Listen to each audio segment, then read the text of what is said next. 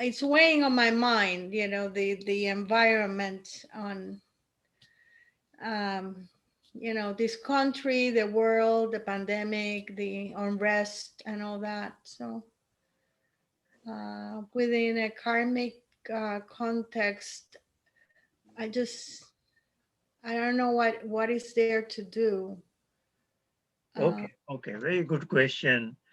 The question, I think, in brief is uh, how does one go through the rewards of a karma? Is it classified as an individual's karma, or there is something like collective karma? And how are things probably taken care of? Is that mm, the way to put it? thank you. Yes. Okay, I think the current pandemic is a good example because we are all, going through its consequences, where an individual can say that I have personally done nothing to invite this particular virus. This virus is called with different names, say coronavirus, but it happens to be the name of another virus that was there a couple of years ago, some years ago. So, anyway, scientists have yet to give a name.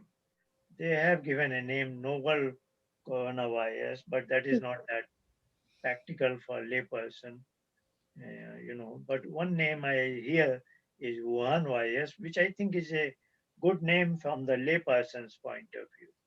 COVID-19 is also a good name, but this is the name of the disease. It stands for Coronavirus Disease of 2019. Mhm. COVID-19 is the name of the disease and is not name of the virus.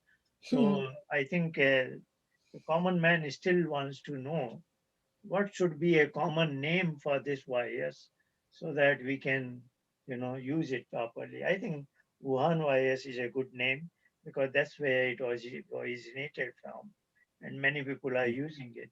So somebody sitting in America may say, I haven't done anything personally that I should have been inflicted with Wuhan virus that originated somewhere here. So that's where the collective karma comes into picture. But somebody did something wrong in Wuhan. I don't know. There are two theories going on. One is somebody ate something very unusual thing from a so-called wet market. Was it a bat or some other kind of meat? Of course, there are meat eaters in the world, but they eat usually they eat meat that a carnivorous uh, predator would kill an animal. They are, in other words, they are herbivores animal. So herbivore animal is killed in certain places by a butcher, and then some human beings, eat that meat. But this is an unusual case where they have eaten, some individual has eaten animal that is not an herbivore. You know. So that is going out of the chain, so to say.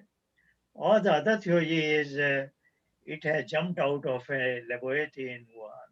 So whatever be the theory, we are not aware. But if the first explanation is true, then I will say every individual has a responsibility that why a human being is eating something that is so unnatural to as our human food. Somebody may say this is one individual who has done wrong. He should or she should have been punished or by the natural laws of law of karma. But why are we punished? But that's where we have to understand if one person in the family does something wrong, then other family members also go through that thing, principally because they have a role to play because they should have restrained the person, the particular person. They should have educated him, that particular person who did something wrong.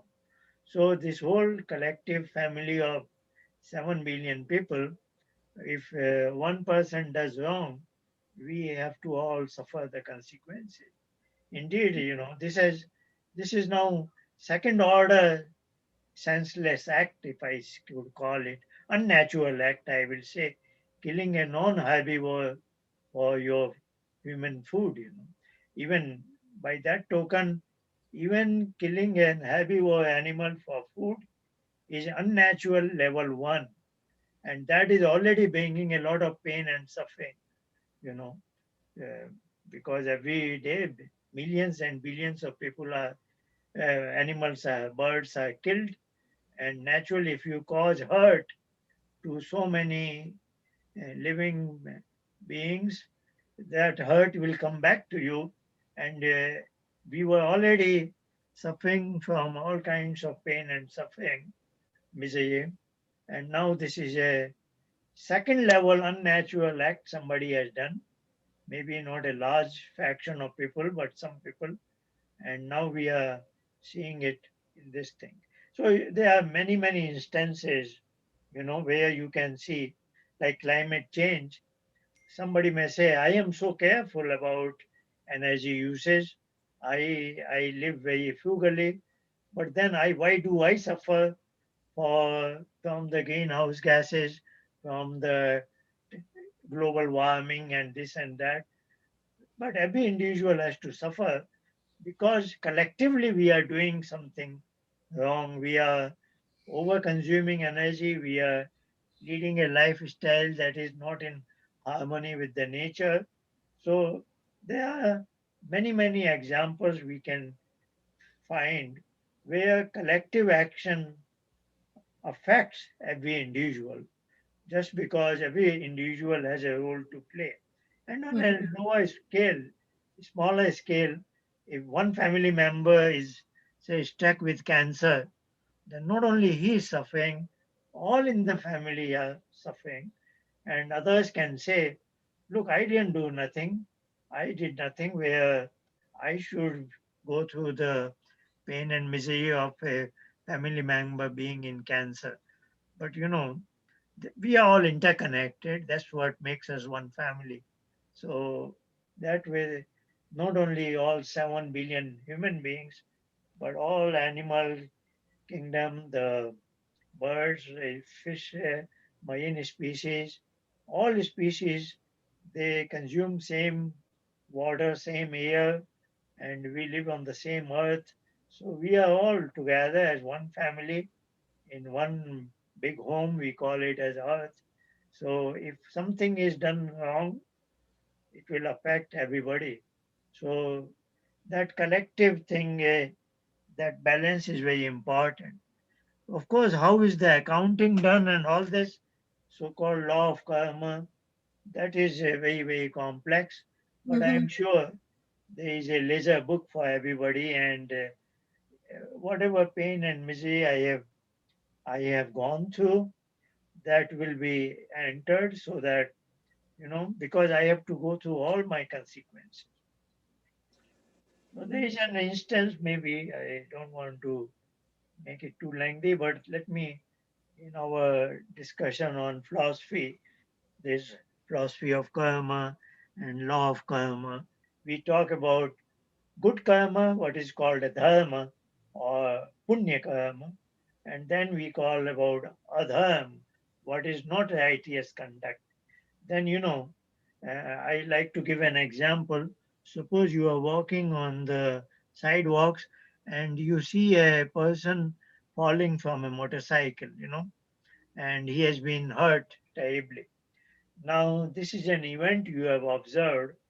Now you have three options broadly, but of course there are multiple. One is you take him to a hospital, call an ambulance or in your car or somehow because he needs immediate medical attention.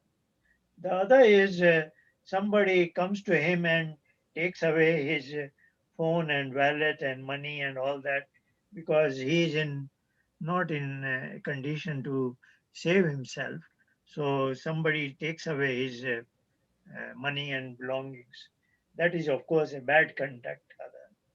Now there is a third possibility that you do nothing. You just, as if nothing has happened, you ignore the event and continue to walk.